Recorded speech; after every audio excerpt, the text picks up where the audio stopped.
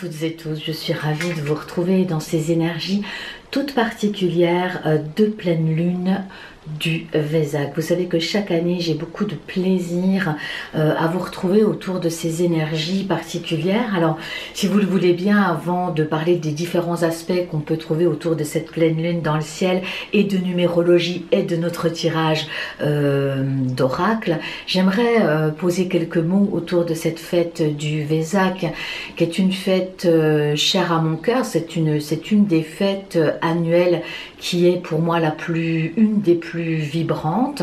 Dans la vallée du Vésac, de nombreux moines bouddhistes, des êtres éclairés, préparent ce jour de pleine lune qui va avoir lieu donc ce 7 mai prochain. Ils le préparent sur une quinzaine de jours, 7 jours avant, 7 jours après la pleine lune, avec de nombreuses prières, beaucoup de méditation, de recueillement, de retour à soi. C'est une vraie période de retour à soi, une vraie opportunité de prendre le temps de s'entendre, de s'écouter, de s'émerveiller de qui l'on est, de ce merveilleux corps physique. On va voir à quel point il est en lien avec cette pleine lune. Et nous avons aussi cette possibilité, notamment avec cette période de confinement qui s'achève, cette possibilité de rentrer dans une période méditative, dans une période de contemplation, afin de se préparer à recevoir lors de la pleine lune, le jour de cette pleine lune, ce 7 mai prochain, eh bien, toutes les bénédictions qui vont infuser notre planète et toute notre humanité et tout le règne vivant, infuser d'énergie, d'amour et de compassion. Les énergies bouddhiques du Bouddha et de Christ, dit-on, s'unissent pour infuser sur cette terre des énergies de compassion et d'amour qui vont porter notre humanité et tout le règne vivant pendant toute cette année qui s'en vient jusqu'à la prochaine fête du Vésac. Donc il y a comme une préparation comme un rituel, une préparation, un rituel à se purifier, à recevoir ces énergies, le cœur ouvert. Non seulement recevoir, mais aussi co-créer avec votre qualité de présence, votre qualité de conscience au cœur de la méditation.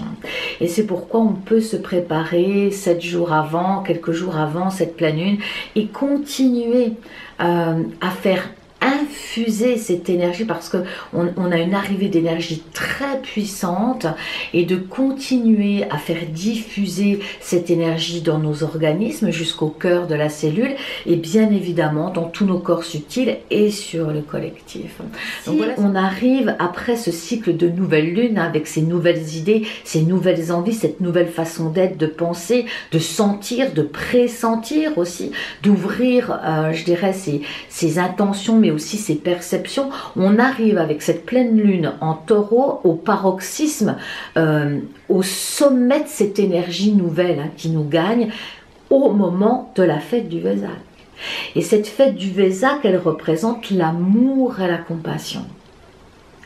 C'est une infusion d'énergie qui nous permet d'ouvrir nos cœurs avec compassion vis-à-vis du collectif, avec Saturne en Verseau évidemment, mais aussi vis-à-vis de nous-mêmes. Alors cette lune, cette pleine lune en taureau, elle nous parle aussi de santé, elle nous parle de féconder des idées nouvelles autour de notre planète Gaïa, notre terre Gaïa, et notre terre d'accueil de notre âme, c'est notre corps physique. On parle aussi ici de renouer des relations saines avec notre corps physique, autour de réformes alimentaires, autour d'exercices ou plus précisément de pratiques de retour à soi, de sentir les sensations, le langage de notre corps physique qui vient nous donner des informations cruciales pour notre évolution, pour nos prises de conscience, pour l'accès à un plan de conscience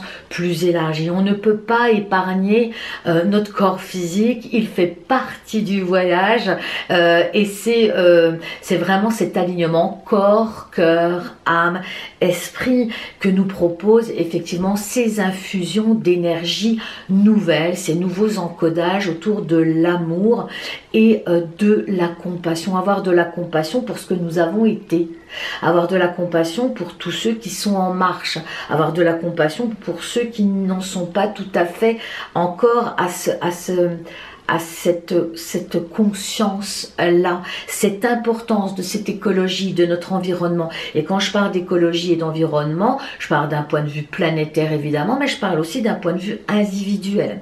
Pour moi, tout ce qui se passe au niveau individuel influe le collectif. Alors évidemment, dans l'actualité, et je vais l'effleurer, on nous parle d'un déconfinement progressif à partir du 11 mai.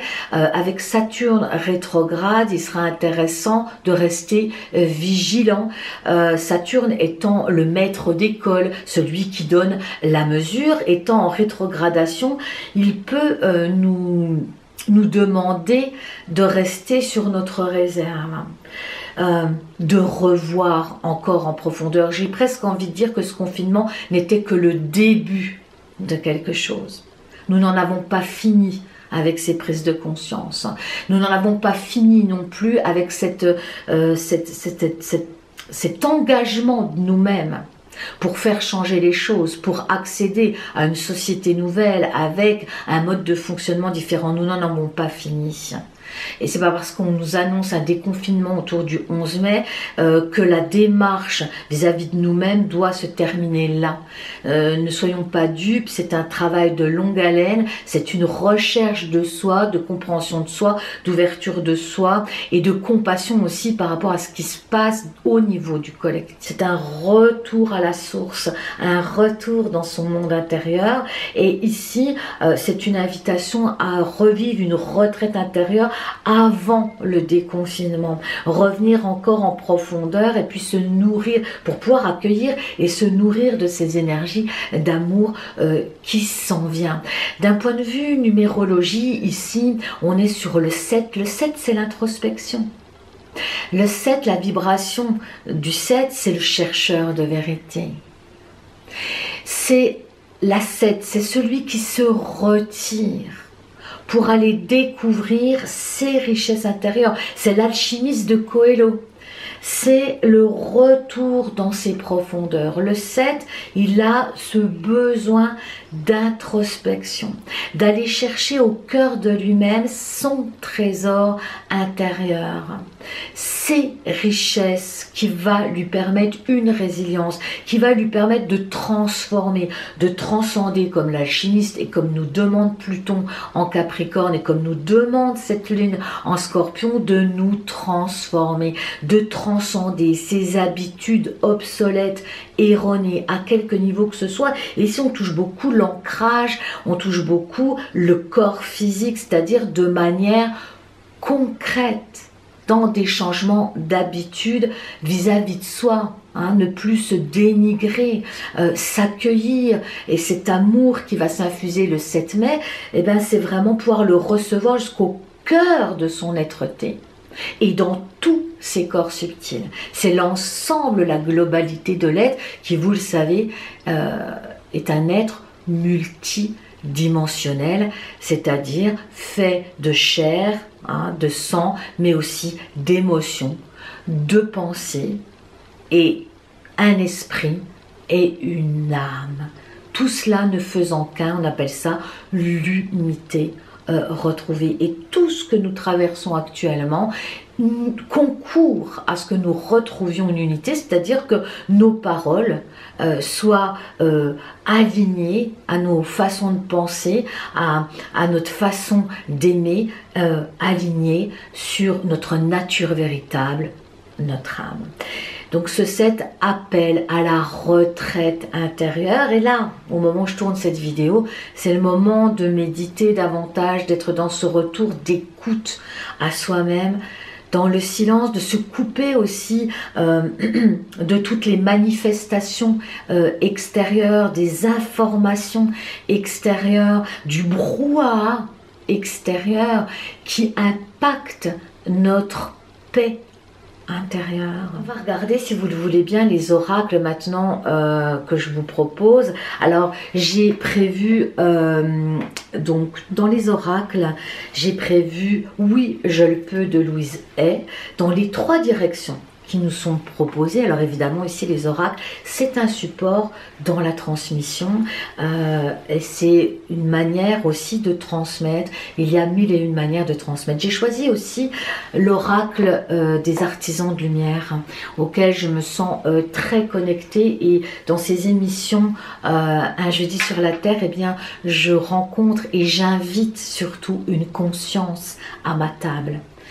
Toutes ces personnes invitées qui viennent donner de leur temps, qui viennent innover, qui viennent oser vous partager ce qu'ils ont osé être, osé faire. Je pense à ces nouveaux enseignants, je pense à ces nouveaux éducateurs, je pense à ces nouveaux soignants.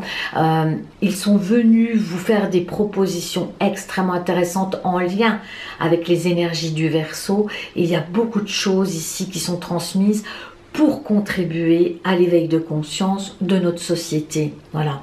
Et c'est pourquoi j'ai utilisé l'oracle des artisans de lumière d'Alana Fairchild. Et puis nous finirons par les murmures de Ganesh. Voilà. Angela Hartfield, ici, voilà. On finira par cette bénédiction. Ici, 3 premières directions de comment aborder cette pleine lune en pleine période de Taureau. Alors écoutez, la première carte, elle est juste sublime. Il s'agit de l'amour. Ici, j'ai regardé, c'est un ange avec un cœur qui passe au-dessus de notre planète Terre. Et la carte dit l'amour est partout.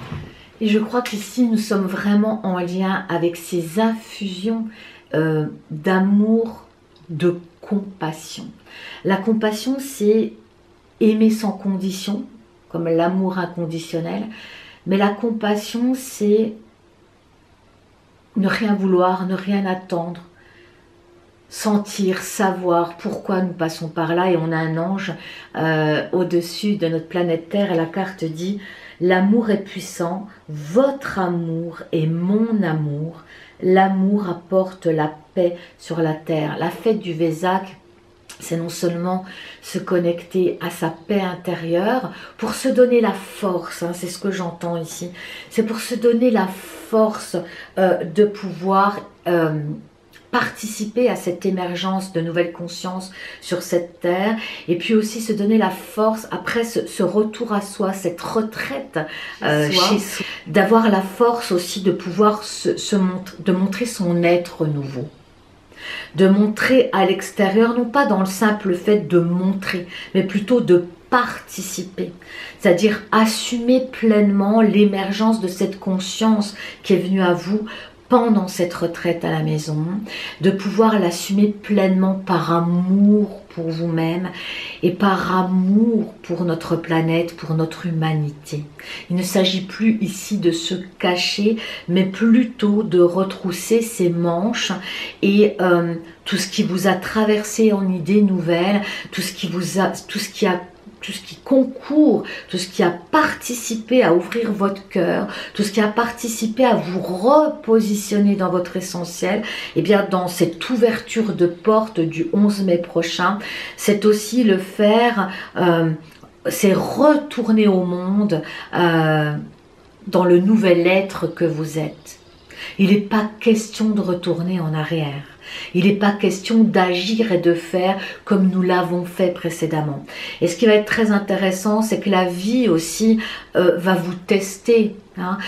Vous allez vous retrouver dans des situations où les habitudes étaient campées depuis de nombreuses années. Et là, ça va être très intéressant parce que le laps de temps a dépassé les 21 jours de confinement. Et on dit que les changements fondamentaux jusqu'au cœur de la cellule, dans nos habitudes, eh bien, il faut 21 jours. Et nous l'avons dépassé. ces 21 jours. Donc, il s'est inscrit en nous une nouvelle conscience, l'émergence d'une nouvelle conscience. On continue d'ailleurs dans cette émergence de nouvelle conscience avec cette fête du Vésac, avec cette pleine lune en taureau.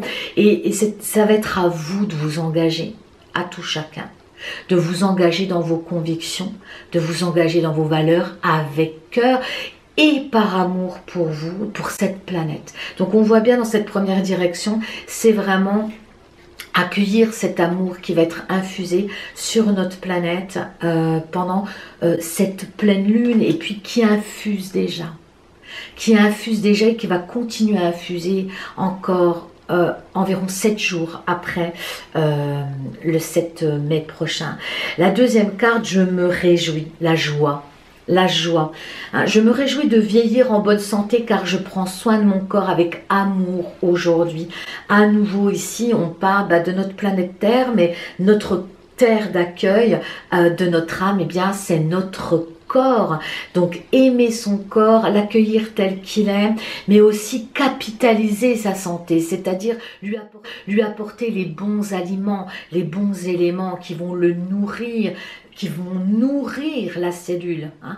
Pas qui vont tuer la cellule et la dégénérer, mais amener des produits sains, des produits de saison, des produits du terroir, des produits le moins traités possible, et les manger en conscience. Apprendre à se nourrir et à nourrir sa cellule en conscience. Vous êtes à vous seul une planète. Vous êtes à vous seul un univers complet, chaque cellule étant une étoile. Et si on dit je découvre sans cesse de nouvelles manières d'améliorer ma santé, un retour à des pratiques de relaxation profonde, apprendre à se relaxer en profondeur. Vous retrouverez sur cette chaîne pas moins de 70 méditations guidées qui vous sont proposées, qui sont pour la plupart des soins vibratoires que je mets à votre disposition. J'ai vu pendant ce temps de confinement beaucoup de commentaires sous ces dernières méditations, et donc des personnes qui découvraient le retour à soi. Et je suis très heureuse de pouvoir y participer comme de nombreux de mes collègues d'ailleurs, hein. C'est quelque chose qui va émerger de plus en plus, la méditation. On commence à le trouver dans les écoles.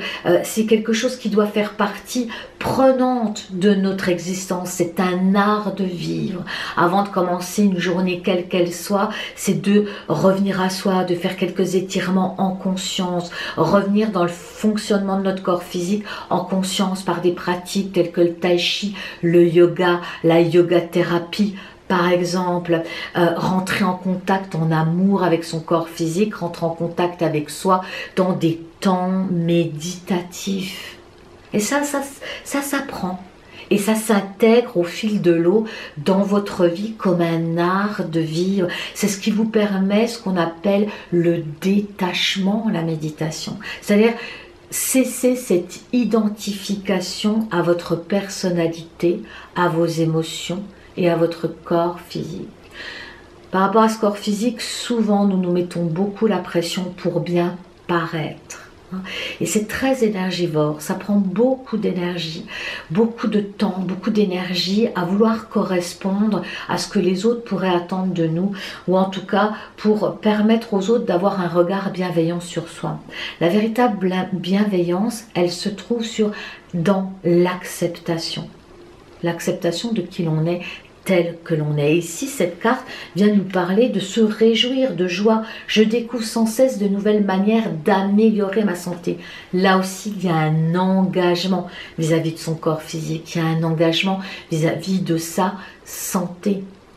Un petit peu, souvent, amène de grands résultats. Si vous prenez 5 minutes pour respirer, inspirer et expirer, en conscience, vous permet de ralentir votre rythme cardiaque, la pression sanguine.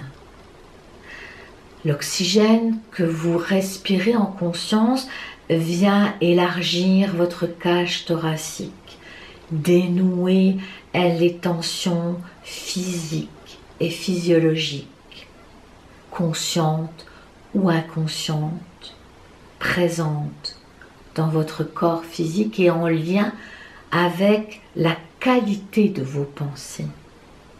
Respirez en conscience quelques minutes par jour, plusieurs fois par jour, va vous permettre de faire redescendre la pression émotionnelle et de ne pas rentrer dans une spirale de stress liée aux peurs, aux incertitudes et aux croyances erronées.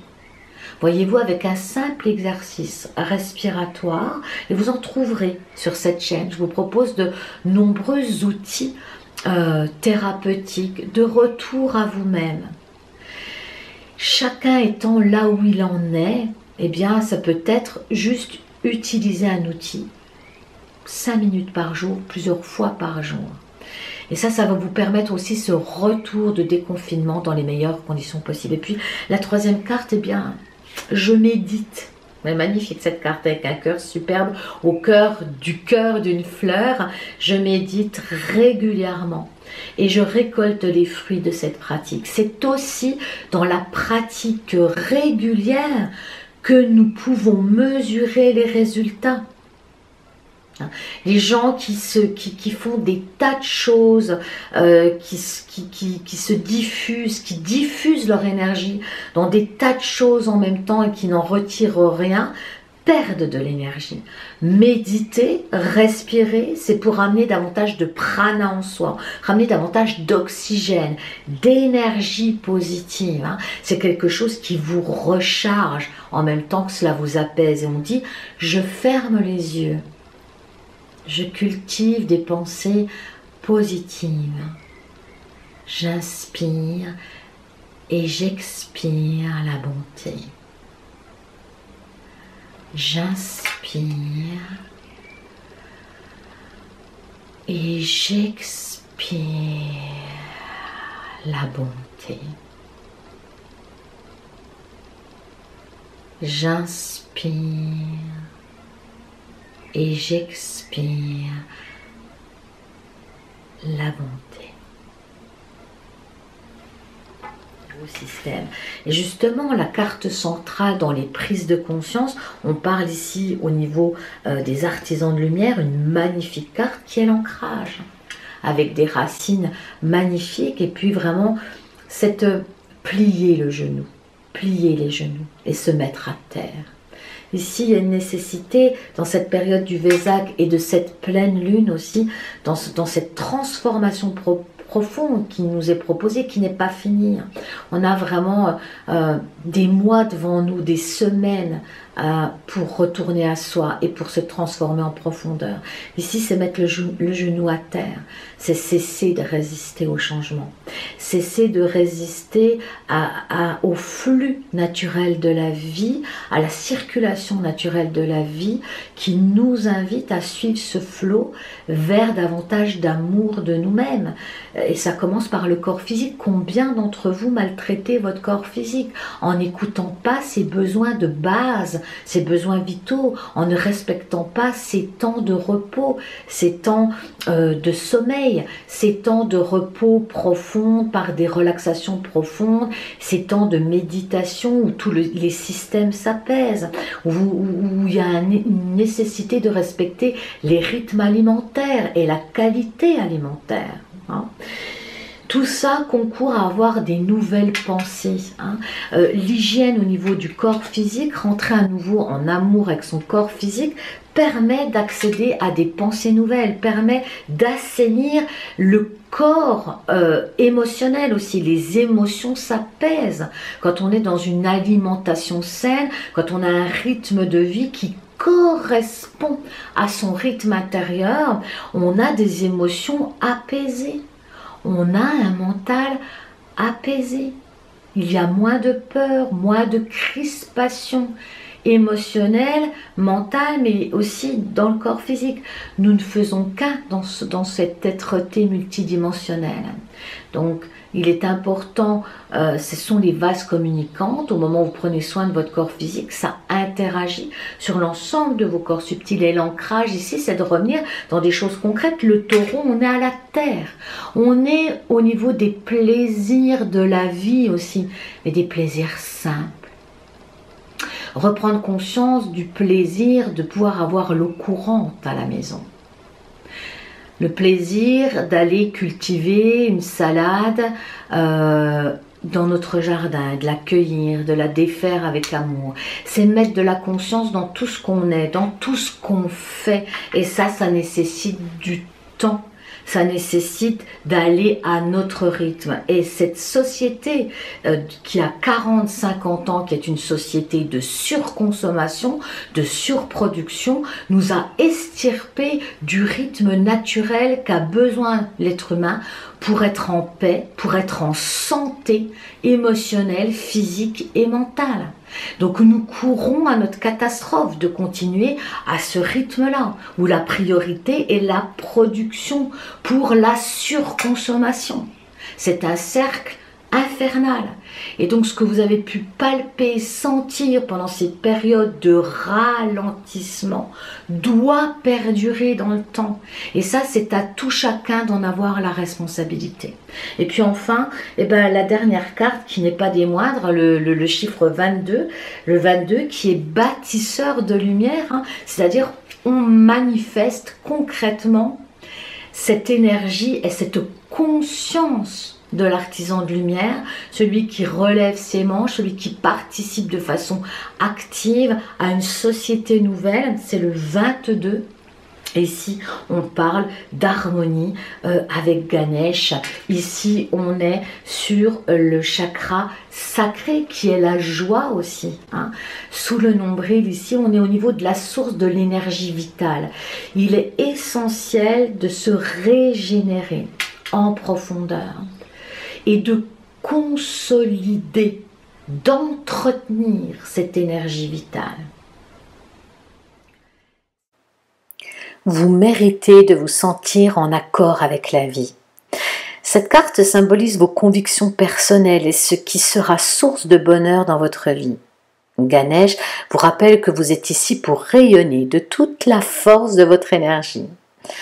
Prenez le temps de méditer sur vos comportements et vos valeurs personnelles. D'après vous, qu'est-ce qui vous apportera les résultats auxquels vous aspirez afin d'avoir une vie complète et heureuse? La couleur orange peut se rapporter à une période de socialisation, d'activité et de nouvelles aventures. C'est la couleur du chakra sacré associé aux organes sexuels et au système de reproduction. Elle peut également, comme le rouge, symboliser l'amour et le bonheur. Nous avons souvent tendance à réprimer nos sentiments, nos émotions, nos plaisirs, notre sensualité, notre besoin d'intimité et toute forme de connexion liée à ces domaines. Que pensez-vous mériter? De quoi vous sentez-vous digne? Lorsque vous vous sentez digne de recevoir le meilleur, vous vous traitez en conséquence et exigez des autres qu'ils vous traitent avec les mêmes égards. Avec un chakra sacré harmonieux, l'énergie est bien équilibrée, vous êtes amical, compatissant, empathique et vous faites cas du bien-être d'autrui. Vous aurez un fort sentiment d'appartenance. Soyez en harmonie avec la vie.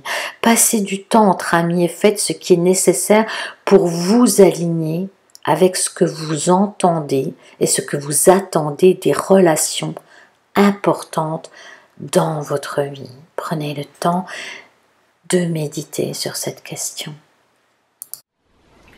C'est revenir à soi pour recharger les batteries, mais il ne s'agit pas maintenant de se disperser dans tous les sens avec le déconfinement. Il s'agit ici d'entretenir ce que vous avez pu glaner obtenir, ressentir cette énergie vitale, il va falloir en prendre soin et cesser de se disperser dans des choses illusoires, dans une surconsommation, dans la dispersion. Ici, on appelle au retour à soi pendant toute cette période pour recevoir ces énergies d'amour, mais aussi vivre ce déconfinement avec intelligence, parcimonie, et surtout avec cette idée de maintenir cette énergie vitale en vous, de nourrir cette nouvelle conscience qui émerge en vous, en continuant à vous donner ne pas partir tout azimut, voilà, comme si on ouvre les portes d'un magasin et on se jette sur tout. Il ne s'agit pas de ça aujourd'hui, hein.